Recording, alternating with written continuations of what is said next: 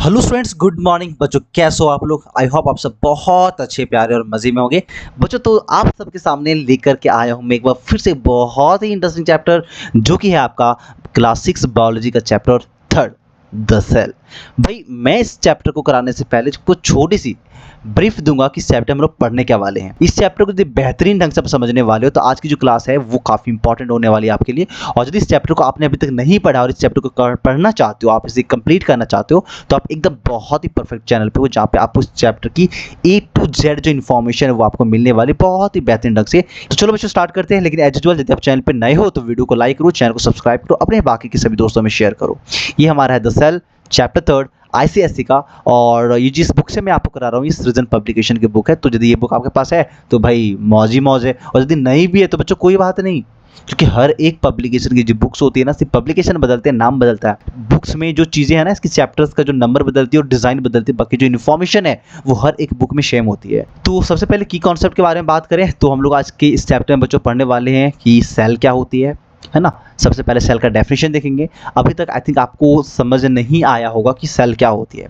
अभी आप थोड़ा पर कहीं से सुने होंगे, थोड़ा पर आपके स्कूल में बताया गया होगा, तो कहीं पे आपने थोड़ा पर जान रहा होगा। आज मैं आपको सेल के बारे में बताऊंगा, और यकीन मारो जो मैं आपको बताऊंगा ना वो आपको हमेशा के लिए याद रहेगा, जीवन भर नहीं भूलने वाले हो आप। तो सबसे पहले तो हम लोग सेल की डेफिनेशन देखेंगे, फिर हम लोग बात करेंगे इस सेल के डिस्कवरी के बारे में। आखिर जो चैप्टर को हम लोग पढ़ रहे हैं सेल, तो ये जो सेल वर्ड है वो कहाँ से आया, किसने दिया, इसे क्या काम होते हैं। सेल थ्योरी के बारे में पढ़ेंगे कि सेल से रिलेटेड कौन सी इन्फॉर्मेशन है जो स्टार्टिंग में हमारे पास आई। हम लोग सेल के नंबर्स के बारे में पढ़ेंगे, उसके शेप के बारे में पढ़ेंगे, उसके साइज के बारे में पढ़ेंगे। बेसिकली बोले तो सेल के हम लोग प्रकार पढ़ेंगे, कितने सारे टाइप्स के सेल होते हैं इस बारे में पढ़ेंगे।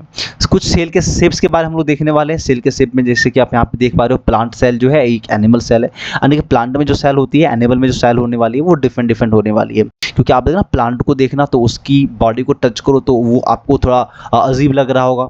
इवन आप एनिमल्स की बॉडी को टच करो तो अलग लग रहा होगा, यानी कंप्लीटली डिफरेंट रहता है ना। हमारी बॉडी बहुत सॉफ्ट होती है, इवन कई सारे एनिमल्स की भी जो बॉडी है अलग अलग होती है। जैसे चूहा को लो तो उसकी बॉडी का जो शेप है बड़ा ही मसल्स, मतलब कैसे, तो बहुत ही सॉफ्ट और बिल्कुल तकिए की जैसे होती है। मछली को देखो तो बड़ा ही हार्ड होता है भाई। और यदि अपने शरीर को देखो तो कुछ कुछ पार्ट हैं बड़े ढुल ढुल सा है, जैसे कि अपना अपना पेट देख लो। और कुछ पार्ट है बहुत स्ट्रांग है, जैसे कि अपना सर देख लो, आप ना अपना शोल्डर देख लो, काफ़ी स्ट्रांग होती है ना वो चीज़ें। तो सेल काफ़ी टाइप्स की, इसके बारे में लोग पढ़ने वाले हैं। सेल के स्ट्रक्चर देखेंगे। मान लो जो सेल है उसकी स्ट्रक्चर क्या होती है। बेसिकली स्ट्रक्चर की बात करें तो जैसे मैं कहूँ ना, आप बिल्डिंग बना रहे हो तो बिल्डिंग की स्ट्रक्चर क्या होती है। तो स्ट्रक्चर होती है कि साइड से दीवारें होती है, कुछ पिलर्स होते हैं, फिर उसके ऊपर में छत रहती है, और कहीं पे गेट है, कहीं पे खिड़की है। तो जो मेन स्ट्रक्चर हो गया। इसके बाद अपने घर पे बहुत खूबसूरत बनाते हो, उसमें सामान भर दो, कलर कर दो, एंट कर दो, पेंट कर दो, जो मन करनी वो कर दो, पर मेन स्ट्रक्चर उसका वही है ना कि बस दीवार है। हर एक घर की जो स्ट्रक्चर है वो ऑलमोस्ट वही रहता है। तो उसी प्रकार जो सेल हमारे आसपास है उसकी स्ट्रक्चर क्या होती है, वो उसके इंटरनल कुछ पार्ट्स के बारे में पढ़ेंगे, प्रोटोप्लाज्म के बारे में, सेल मेम्ब्रेन के बारे में, साइटोप्लाज्म, न्यूक्लियस। देखो अभी मैं जो ये चीज़ें करवा रहा हूँ ना, यदि आप ये फर्स्ट टाइम इस चैप्टर को कर रहे हो तो एकदम समझ में नहीं आ रहा होगा। यदि आपने चैप्टर से पहले कहीं पे स्कूल में हो सकता है आपने पढ़ा हो, या फिर क्लास 5 में इससे रिलेटेड थोड़ी सी इन्फॉर्मेशन आपको दी गई थी, तो आपको शायद वो याद हो, तो थोड़ा पूरा आप समझ पा रहे होंगे। अदरवाइज जो नया बच्चा है ना, जिसने क्लास 5 अच्छे से नहीं पढ़ी है, इस चैप्टर को अच्छे से नहीं पढ़ी, कहीं पे पहले से पहले कुछ सुना ही नहीं है, तो ये सब जो वर्ड्स है, प्लास्टिड्स है, वक्यूल है, सेल ऑर्गेनल्स है, न्यूक्लियस है, साइटोप्लाज्म है, सेल वॉल है, ये काफ़ी न्यू लग रहा होगा और आपको सुन के बड़ा बोरिंग लग रहा होगा, यार क्या क्या पढ़ने वाले हैं। लेकिन यकीन मानो बच्चों, मैं आपको एक्सप्लेन करना स्टार्ट करूँगा, आप ध्यान से बस एंड तक देखते जाना, चीज़ें काफ़ी बेहतरीन वे में आपकी कंप्लीट हो जाएंगी। कोई भी इन्फॉर्मेशन अधूरी नहीं रहने वाली चैप्टर से रिलेटेड। हाँ, इस वीडियो को ध्यान रखनी है, एटलीस्ट 30 मिनट के आसपास में करने वाला हूँ। प्लांट सेल और भी पढ़ेंगे हम लोग, कुछ लास्ट में how to study cells, cells को पढ़ते कैसे, इस बारे में हम लोग इस टॉपिक में बात करेंगे। तो चलिए स्टार्ट करते हैं। सबसे पहले इंट्रोडक्शन देखेंगे सेल के बारे में, सेल की डेफिनेशन देखेंगे। बट उससे पहले मैं आपको बताऊंगा, जो यदि मैं कहूँ कि आप अपने शरीर को अच्छे से ऑब्जर्व करो, तो अपने आँख को बंद करो, फील करो, तो आप फील कर पा रहे हो कि आपके हाथ हैं, कान है, नाक है, मुंह है, पैर है, शरीर है, बड़ी सी खोपड़ी है, खोपड़ी के नीचे बड़ा सा पेट है जो खोपड़ी से कई साइज के बड़े हैं। तो भाई ये बताओ, आपको ऐसा नहीं लग रहा है कि जो हमारे शरीर के अंदर के जो पार्ट्स है वो काफ़ी डिफरेंट है। नेल को देखो अलग है, हेयर को देखो तो कंप्लीटली डिफरेंट है, आप मसल्स को देखो अलग है ना। फिर जो बॉडी के अंदर ना जो स्केलेटन सिस्टम है, जो हड्डी है, वो कंप्लीटली डिफरेंट है। होती है ना। अच्छा, इसके अलावा अन्य जो हमारे बॉडी के अंदर के जो ऑर्गन्स होते हैं उनकी शेप साइज़ वगैरह बहुत डिफरेंट होती है, चीज़ें काफ़ी अलग होती है। लेकिन इसके बाद भी मैं आपसे कहूँ कि देखो जी, आपके शरीर का जो फंडामेंटल और स्ट्रक्चरल यूनिट है वो सिर्फ एक ही जैसा है, और ऊपर से नीचे तक सब सेम है, लगभग सेम है, एक ही जैसा है। उसके फंक्शन एक होते हैं, दिखते एक जैसे हैं, ऑलमोस्ट सब एक जैसे दिखते हैं। तो आप बोलोगे सर ये क्या बात बोल रही हो, सर नाखून हेयर के साथ कैसे मुकाबला कर सकता है? भाई नाखून जो है हमारा वो बिल्कुल अलग है, हेयर अलग है, जो मसल्स है हमारे हाथों की वो अलग है, शरीर के अंदर की जो मसल्स हैं वो कंप्लीटली डिफरेंट। फिर आप कैसे कह सकते हो ऊपर से नीचे तक एक है? वही तो बात है बच्चों, वही तो समझना है आपको कि हमारे बॉडी का डिफरेंट डिफरेंट जो ऑर्गेन्स है, पार्ट्स है, वो आपको डिफरेंट डिफरेंट लग रही है। बट यदि मैं बात करूं कि ये सारे डिफरेंट जो ऑर्गेन्स वो बना किससे है, वो सबसे छोटी यूनिट क्या है जिससे ये सब की फॉर्मेशन हुई है? आप बोलोगे सर नहीं पता, बोलने वाले हो ना। चलो मैं आपको दूसरी उदाहरण देता हूँ। आप एक पेड़ का एग्जाम्पल लो, पेड़ को ऑब्जर्व करो अच्छे से, फिर आपको दिखेगा पेड़ में तना होती है, तना के ऊपर डाली होता है, डाली के बाद और किनारे जाएंगे तो उसमें पतली पतली डालियाँ होती हैं, फिर पत्ते होते हैं, पुष्प होते हैं, उसमें फल होते हैं। पेड़ के नीचे वाला जो पार्ट जो ग्राउंड में लगा हुआ रहता है उसमें कुछ रूट्स रहते हैं। फिर आप बोलोगे बात तो सही है सर। मैं बोलूँगा क्या बच्चों ये सब आपको डिफरेंट डिफरेंट लग रही है? बोलोगे हाँ सर, रूट्स अलग है, लीफ अलग है, जो उसका स्टीम है वो बिल्कुल डिफरेंट है, उसमें जो फ्रूट्स और फल आते हैं, फ्लावर्स आते हैं, वो कम्प्लीटली डिफरेंट है। लेकिन यदि मैं बात करूं कि बताओ इस पेड़ की फंडामेंटल स्ट्रक्चर जो यूनिट है वो क्या है, बेसिक यूनिट क्या है? फिर बोलोगे सर पता नहीं, है ना। तो आपको आज याद रखनी है कि चाहे जो भी बॉडी है, चाहे वो कोई भी एनिमल की हो या फिर किसी भी प्लांट्स की हो, छोटे से घास से लेकर के बड़े से बरगद के पेड़ तक, छोटे से मच्छर से लेकर के बड़ी सी हाथी तक लेकर जो भी ऑर्गेनिज्म है धरती पे, उन सब की जो फॉर्मेशन हुई है बच्चों, उसकी जो सबसे स्ट्रक्चरल बेसिक यूनिट है बच्चों, वो आपका सेल है। अब बोलोगे सर ये होता सेल कैसा है, दिखता कैसा है, वो भी दिखाऊंगा, इसकी इमेज दिखाऊंगा, इसकी स्ट्रक्चर भी आपको दिखाने वाला हूँ, इसके अंदर क्या क्या चीज़ें होती है मैं आपको वो भी दिखाने वाला हूँ। बस लास्ट एक बार और एक बात अच्छे से बच्चों सुनना ध्यान से, कि जिस प्रकार से हम लोग घर बनाते हैं ना, तो घर बनाने के लिए हम क्या करते हैं, ऐसे ईंट को ईंट से जोड़ते हैं, ईंट को हम लोग ईंट से जोड़ते हैं, और ईंट को ईंट से जोड़ने के बाद धीरे धीरे जो हमारा बिल्डिंग है वो अपने शेप में आना स्टार्ट होता है। शेप में आने के बाद हमारा जो दीवार है वो बना, उसके ऊपर हमने छत डाल दिया, खिड़कियाँ बनाई, हमने दरवाजे बनाए, और तब जाके जो हमारा दीवार है, घर है, वो मजबूत हुआ, मतलब बेसिकली बन गया। ठीक उसी प्रकार से जैसे दीवारों को एक घर के निर्माण में ब्रिक्स की रोल होती है ना, उसी प्रकार से हमारे शरीर को बनाने में जो है वो सेल की रोल होती है। ये जो सेल है ना वो, आई थिंक अब आपको चीज़ें धीरे धीरे दिमाग में धंस रही होंगी। नहीं भी धंस रहा है बच्चों तो कोई बात नहीं, टेंशन तो बस लेना ही नहीं है, क्योंकि मैं इस चैप्टर को और नेक्स्ट पार्ट में, उसके नेक्स्ट पार्ट में धीरे धीरे जब पूरी वीडियो को आप देखोगे, फिर पार्ट्स को बेसिकली वॉच करोगे, तो जो इससे रिलेटेड कॉन्सेप्ट है वो आपकी और क्लियर हो जाएंगे। लिखा है कि cell are like the bricks of a building, जैसे किसी प्रकार किसी बिल्डिंग्स में ब्रिक्स होती है ना, उसी प्रकार से आपके शरीर के लिए जो सेल है वो आपका एक स्मॉल ब्रिक्स है। And this cells are the building blocks of our body, ये हमारे बॉडी का जो ना बिल्डिंग ब्लॉक्स है। बिल्डिंग ब्लॉक्स मतलब वो मटेरियल जो आपके बॉडी की संरचना करती है, स्ट्रक्चर देती है, शेप देती है। आप बोलोगे मैं आपसे कहूँ कि आपको बताओ आपके शरीर की जो संरचना है, फॉर्मेशन है, वो किससे हुई है? तो बोलोगे मांस से हुई है, हड्डी से बेसिकली हुई है। हड्डी है, हड्डी के बाहर हमारा मांस है और हमारा शरीर बन गया। बट ये जो मांस है सबसे स्मॉलेस्ट यूनिट, सोचो कैसा दिखता होगा, कैसे रहता होगा। आप एक सुई ले लो, पेन ले लो, तो ईंट ले लो, कुछ लकड़ियाँ उड़ी ले लो, आप अपने हाथ पे ऐसे स्लाइड करो तो आप छील जाते हो ना, थोड़ी सी स्क्रैचेज आ जाती हैं। तो ये स्क्रैचेज आने के बाद जो छोटी सी पार्ट निकलती है ना, जिसको आप देख नहीं सकते हो, आप अपने एक हाथ को दूसरे हाथ में ऐसे मल रहे हो ना, तो कई सारे जो सेल्स हैं वो डेड हो जा रहे हैं। यदि आप चलते चलते कहीं पे टकरा जा रहे हो, दीवारों में टकरा रहे हो, गेट में टकरा रहे हो, लेकिन टकराने के बाद आप सफल हो जा रहे हो, मतलब चोट ज़्यादा आपको नहीं लग रही है, कुछ फील नहीं हो रहा है, लेकिन पता है उस वक्त भी लाखों सेल डेड हो जाते हैं। आपकी जो छोटी सी टकराहट है ना, इसकी वजह से लाखों कोशिकाएं हमारी जो सेल हैं वो मर जाती हैं। तो इस सेल को ना बच्चों हम लोग हिंदी में कहते हैं कोशिका। मैं यहाँ पे लिख दे रहा हूँ ताकि कोई हिंदी के बच्चे हैं जो अभी रिसेंटली क्लास 6 में एडमिशन ले लिए हैं, उनको पता चले। तो ये है हमारा कोशिका, स्मॉल स्मॉलर जो पार्टिकल होता है हमारे शरीर का, उसे कोशिका कहते हैं। सेल्स का जो डेफिनेशन देखो बच्चों यहाँ पे लिखा हुआ, आप इसको कॉपी में नोट कर सकते हो, लर्न भी कर सकते हो कि cells are the smallest part of an organism. जो भी ऑर्गेनिज्म है, whether it is a living thing और non living thing, but the smallest part of that organism is cell. They carry out all the basic functions of the life like growth, metabolism and reproduction। और इसका function क्या होता है? तो हमारे शरीर में ग्रोथ होना, शरीर की वृद्धि होना, हमारे शरीर में पाचन क्रिया होना, हम लोग जो श्वसन क्रिया करते हैं, जो हम लोग रिप्रोडक्शन करते हैं, जो भी हरकतें हम लोग करते हैं, काम करते हैं, क्रियाकलाप करते हैं, उन हर एक चीज़ों में हमारे जो सेल है वो पार्टिसिपेट करता है। यदि मैं बोल पा रहा हूँ तो इस सेल की वजह से बोल पा रहा हूँ। ये जो सेल है ना, हमारे पूरे बॉडी के माउथ के अंदर जो सेल है, हमारी बॉडी में जो सेल है, वो अच्छे से फंक्शन कर रहा है। हर एक सेल ना अपने आप में समझना फंक्शन कर रहा होता है। जिस प्रकार से देखो, एक कंप्यूटर आप देख रहे हो, फ़ोन देख रहे हो, तो फ़ोन में कई सारे पार्ट्स हैं, सारे पार्ट्स फंक्शन करते हैं, एक साथ वर्क कर रहे होते हैं, तो हमारा फ़ोन काम करता है। उसी प्रकार से हमारे बॉडी के अंदर जितनी सारी कोशिकाएं हैं वो सब काम कर रही होती है, दिन रात मेहनत कर रहा होता है, काम कर रहा होता है, तब जाके हमारा जो शरीर है वो जीवित होता है और हम जो है कई क्रियाकलाप कर पाते हैं। इन छोटी छोटी कोशिकाओं के मेहनत को एक साथ जो है होने से हमारे शरीर की जो काम है वो हो पाता है, और जो हम करना चाहते हैं वो हम कर पाते हैं। भाई ये प्रॉब्लम है, यही मेन प्रॉब्लम है, और यही हमारी कोशिकाएं हैं, और ये कोशिकाएं काम करती हैं। देयरफॉर इन शॉर्ट हम कह सकते हैं बच्चों के cell are the basic unit of structure and function in all living beings. सारे लिविंग बींग्स में, धरती पे पेड़ पौधे, जीव जंतु, हाथी घोड़ा पालकी जय कन्हैया लाल की, सब कुछ का जो फंक्शन और स्ट्रक्चर यूनिट है बच्चों, वो सेल है। आई थिंक अब आपको सेल के बारे में जो मिसकॉन्सेप्शन है, इवन जो नॉलेज नहीं थी, वो अब आपको मिल गया होगा।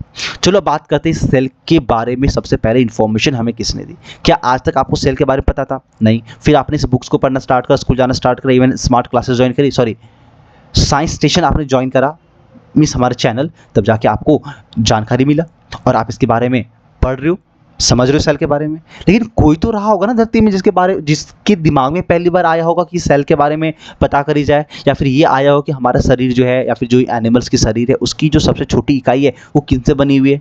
हो सकता है ये जांच पड़ताल करने का प्रयास किया गया होगा कि जो एनिमल्स की शरीर है, यानी कि अदर एनिमल्स की, और जो ह्यूमंस की शरीर यानी कि हमारा शरीर है, उसकी जो बनावट है वो किन चीज़ों से मिलकर बनी है। देखो जी, आदमी का ना नेचर होता है, इवन आपकी भी फितरत वैसा ही है। याद करो, जब आप घर पे खिलौना कोई लेके आते हो, क्या आपने खोल के नहीं देखा? बिल्कुल सच सच बताना। खोल के देखते हो ना, कौन कौन से पार्ट उसमें लगे हुए हैं, किन से मिलाया नहीं बनाया, किन चीज़ों को मिलकर बनाया गया है। दो चार खिलौने आ जाते, फिर आप उसमें अंतर ढूंढने लगते हो कि भाई इसमें क्या डिफरेंस है, इसमें क्या डिफरेंट है, ये किन चीज़ों से मिलकर बना है, वो किन चीज़ों से मिलकर बना है। तो उसी तरह से बच्चों ऐसा होता है कि एक साइंटिस्ट का नाम होता है रॉबर्ट हुक। बच्चों नाम क्या है? Robert Hooke. समय था 1665। कमेंट बॉक्स में कमेंट कर बताओ कि अभी से कितना साल पहले की बात है। अभी चल रहा है बच्चों हमारा 2024, और जिस तिथि को मैं ये वीडियो कर रहा हूँ रिकॉर्ड, ये आज तारीख है 6 अक्टूबर। भाई अभी दुर्गा पूजा आने वाला है, कुछ समय के बाद हम लोग एंजॉय करने वाले हैं। 6 अक्टूबर 2024 है, और आज के डेट से बतानी कि आपको रॉबर्ट हुक, यानी कि जब इसने एक्सपेरिमेंट करी थी 1665 में, तो कितना ज़्यादा समय हो गया, कितने साल हो गए? कमेंट बॉक्स में कमेंट करो, आगे बढ़ते हैं। लिखा हुआ है डिस्कवरी के बारे में बात करी जाए तो सेल जो है वो बहुत ही टीनी पार्टिकल है, जिसको हम लोग अपनी आंखों से नहीं देख सकते। यदि आप अपने हाथ को देखो तो हाथ की जो सबसे छोटी पार्टिकल्स, क्या आप उसको देख पा रहे हो? नहीं देख पा रहे हो। आप अपने अपने हाथों को मोबाइल के कैमरे से जूम करो तो फिर आपकी स्क्रीन में कई सारी बॉक्सेस जैसे जो संरचना है वो दिखना स्टार्ट होगा, है ना। तो वो आपके कह सकते हो कि आपको छोटी छोटी कोशिकाएं जो है वो हल्की हल्की दिखना स्टार्ट हुई है। इसीलिए discovery of cell is linked with the invention of microscope. और इसीलिए जो डिस्कवरी है सेल का वो तब होता है जब हमारे पास माइक्रोस्कोप होता है, यानी कि इंसानों ने माइक्रोस्कोप की खोज कर ली। जब हमने माइक्रोस्कोप की खोज करा तो माइक्रोस्कोप का काम क्या होता है कि छोटी सी छोटी बारीक से बारीक चीज़ों को वो बहुत ही मैग्नीफाई करके आने की, उसे लार्ज बना के हमें दिखाता है। तो इसीलिए जो सेल की डिस्कवरी है वो डायरेक्टली और इनडायरेक्टली वो कहीं ना कहीं माइक्रोस्कोप से जुड़ गया। माइक्रोस्कोप के हेल्प से हमने देखा, तब जाके 1665 के समय में सबसे पहली बार रॉबर्ट हुक ने जो है इस सेल की डिस्कवरी करी, यानी कि सेल की खोज करी। व्हेन ही डिस्कवर्ड, तो जब इसने डिस्कवर करा तो थीन स्लाइसेस ऑफ कॉर्क, यानी कि जो ना पेड़ की छाल होती है उसकी छोटी सी, बहुत छोटी सी टुकड़े को माइक्रोस्कोप में रखा और देख के चेक करा कि भाई ये दिखता कैसा है। देखो माइक्रोस्कोप जब खोजोगे, जैसे इवन देखो ना आपके हाथ में भी फर्स्ट टाइम जब फ़ोन लेते हो तो क्या करते हो, फ़ोन खोलो, सबसे पहले फोटो लेके देखते हो, वही पेन लेते हो तो सबसे पहले लिख के देखते हो ना कि कैसे चलती है। उसी प्रकार से मान लो माइक्रोस्कोप जब बना तो रॉबर्ट हुक के दिमाग में आई, चलो खोज के देखते हैं ऐसी। तो उसने रॉबर्ट पेड़ के पास गया, छोटी सी और पेड़ को बोला भाई अपना कुछ हिस्सा दे दो तो अपना एक्सपेरिमेंट करेंगे, देखेंगे तोहरा में का है, कैसी चीज़ से बन के बने हुए हो। तो जो पेड़ है उसने कुछ दिया नहीं, तो इसने जाके उसके पेड़ के छिलके को, बेसिकली जो रहती है ना तना तना की जो स्टीम है, तो स्टीम के बाहर का जो लेयर है उसको निकाल के उसने चेक करा, और उसमें क्या चेक करता है ये, इसने देखा माइक्रोस्कोप में रख करके, तो दिखा कि जो कॉर्क है ना उसमें large number of small boxes है। जैसे कि इमेज में आप देख पा रहे हो, यहाँ पे देखो ये कॉर्क की छाल है, इसमें देखो, इसको देखने के बाद पता चला कि बहुत ही लार्ज नंबर में स्मॉल बॉक्सेस है जो मधुमक्खी की छत्ते की तरह आपस में जुड़ी हुई है। मधुमक्खी का छत्ता होता है ना, उसमें देखना कई सारे बॉक्सेस होती है, पैटर्न बनी हुई रहती है, तो कुछ उस प्रकार से दिख रहा होगा। इसको ऐसे छोड़ो, देखना वो ना जो आप कभी मार्केट से कोई चीज़ें परचेज करो, कुछ टूटने फूटने वाली चीज़ें, तो देखना एक प्लास्टिक में रैप करके देते हैं, उसमें बीच में गैप रहता है, हवा भरी रहती है। बोटल्स खरीदो, इवन कुछ गिफ्ट्स वगैरह खरीदो जो थोड़ी सी टूट फूट सकती है, गिर सकती है, तो उसको सुरक्षित रखने के लिए चीज़ें डाली जाती है ना, तो वहाँ से आप देख सकते हो शीशे के सामान है, तो उसकी सुरक्षा के लिए प्लास्टिक डाला जाता है जिसमें एयर रहती है, फुट पाट हम लोग कहते हैं ना, बड़ा मजा आता है। तो वो जो चीज़ है उस प्रकार से इसको दिख रहा है। हुक ने इन छोटी बॉक्सेस को सेल्यूल कहा, इन छोटी बॉक्सेस को क्या कहा उसने, सेल्यूल कहा, और इसी सेल्यूल को हम लोग इंग्लिश में सेल्स कहते हैं।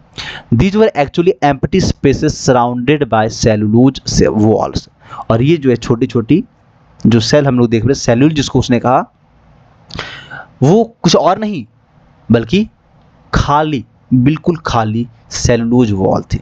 सेलुलोज वॉल से घिरी हुई बिल्कुल एम्प्टी स्पेसेस था। जिस प्रकार से जो सामान रखने के लिए प्लास्टिक आता है, जिस बोटल्स वगैरह को पैक करके जो भेजा जाता है, तो उसमें बीच में क्या होती है, कुछ नहीं होती, गैप होती है ना, एयर भरी हुई रहती है। उसी प्रकार से कोशिकाओं जो उसको नजर आया उसके बीच में गैप्स था।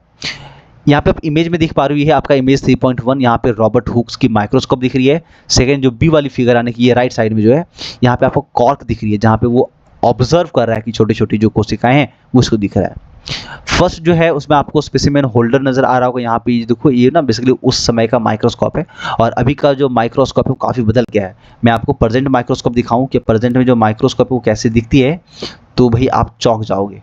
माइक्रोस्कोप, चलो ये देखो, मैं आज आपको माइक्रोस्कोप भी दिखाई देता हूँ।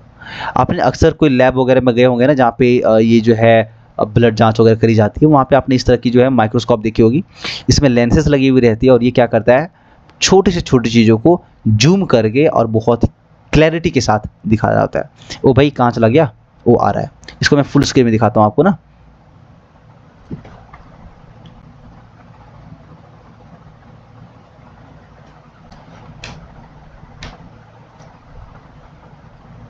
ओ God, what happened, your connection is not private, what's wrong with you man। ओ या यहाँ से,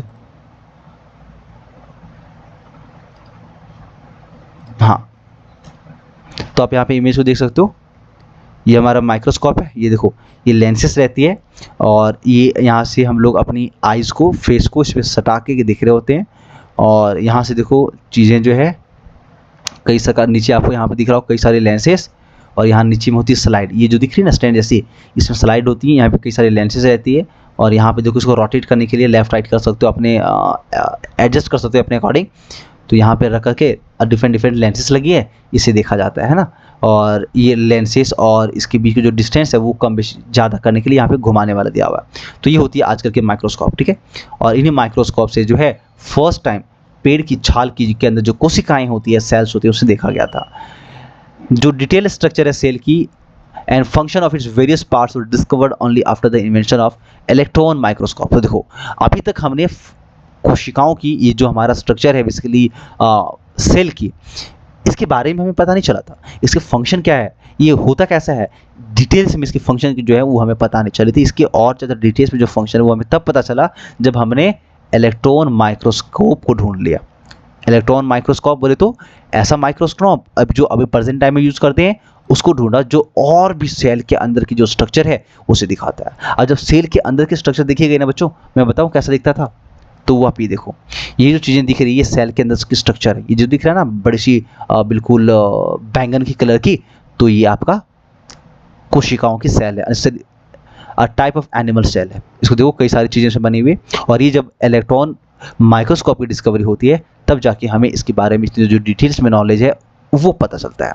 अब मैं देखो आगे बढ़ने से पहले आपको एक छोटी सी चीज़ दिखा दूँ। यहाँ पे देखो सेल जो है किसी भी बॉडी की सबसे स्मॉलेस्ट यूनिट होती है। इसे आप कॉपी में चाहो तो नोट कर लो, याद कर लेना। सेल के जो ग्रुप्स होते हैं उसे हम लोग टिश्यू कहते हैं। सेल सेल आपस में मिलकर एक ग्रुप बनाती है, उसे टिश्यू कहते हैं। कई सारे टिश्यू मिलते हैं तो एक ऑर्गेन बनता है, जैसे मान लो हाथ है, नाक है, मुंह है, कान है, लंग्स है, फेफड़ा है, किडनी है, जो भी है वो सब ऑर्गेन कहलाएंगे। अब ये सारे कई सारे ऑर्गन जब मिल जाते हैं तब एक ऑर्गन सिस्टम बन जाता है। जैसे मान लो हमारा रेस्पिरेटरी सिस्टम है, जो हम लोग इंजेक्शन करते हैं, डाइजेशन करते हैं, जो हमारा डाइजेस्टिव सिस्टम है उसमें कई सारे ऑर्गन्स इन्वॉल्व होते हैं। आप श्वास ले रहे हो तो आपका नोज है, लंग्स है, नसल कैविटी है, लैरिंग्स है, फेरिंग्स है, ब्रोंकियोल्स है, फिर एल्वेली है, कई सारी चीज़ें हैं। तो वो सब ऑर्गन्स हैं। ऑर्गन्स आपस में मिलकर ऑर्गन सिस्टम बनता है। और इसी तरह कई सारे ऑर्गन सिस्टम, जैसे मान लो रेस्पिरेटरी सिस्टम मिल गया, डाइजेस्टिव सिस्टम मिल गया, फिर यूरिनरी सिस्टम मिल गया, कई प्रकार के जो सिस्टम है वो आपस में जब जॉइंट हो जाते हैं तब जाके बच्चों हमारे एक ऑर्गेनिज्म, एक शरीर, एक बॉडी का निर्माण होता है। अब रॉबर्ट हुक के बारे में छोटी सी इन्फॉर्मेशन दी हुई यहाँ पे देखो, ये जो दिख रही है ना, ये जो मोहतरमा नजर आ रही है, सॉरी ये जो मेन नजर आ रहे हैं ना आपको, बड़े बड़े लंबे लंबे बालों वाले, गोरे गोरे गाले वाले, ये हमारा रॉबर्ट हुक है। ओ भाई, मैं तो मैंने गाना बना दिया, गोरे गोरे बालों वालों, काले काले, सॉरी काले काले बालों वालों, गोरे गोरे गालों वालों, इसका नाम है रॉबर्ट हुक। ये अंग्रेज है, इंग्लिश मैन है, और ये जो है वो अपने ग्रेट एक्सपीरियंस, नॉलेज और अनुभव के आधार पे जाने जाते हैं। जो है रॉबर्ट हुक, इसने लॉ ऑफ इलास्टिसिटी यानी कि फिजिक्स में इलास्टिसिटी जो है उनसे लेकर के इसने लॉ की बेसिकली स्टडी करी हुई है। Construction of compound microscope, scientific instrumentation, उसको बेसिकली उसके लिए जाना जाता है। Observation of cork under the microscope यानी कि माइक्रोस्कोप में रख करके कॉर्क को स्टडी करने के लिए जानते हैं। Coining the term cell, cell word देने के लिए, उसको डिस्क्राइब करने के लिए और बताने के लिए कि जो है हमारे जीवन की बेसिक यूनाइट है, और इसलिए इस रॉबर्ट हुक को जाना जाता है। He is therefore describe as jack of all trades, इसीलिए जो रॉबर्ट हुक को हम लोग कहते हैं jack of all trades. Jack of all trades का मतलब होता है बच्चों, ये ना एक फ्रेज लिखी हुई है तो इसको मैं सर्च करके बताऊं, मैं श्योर नहीं हूँ। जैक ऑफ ऑल ट्रेड्स इसका अर्थ क्या होता है?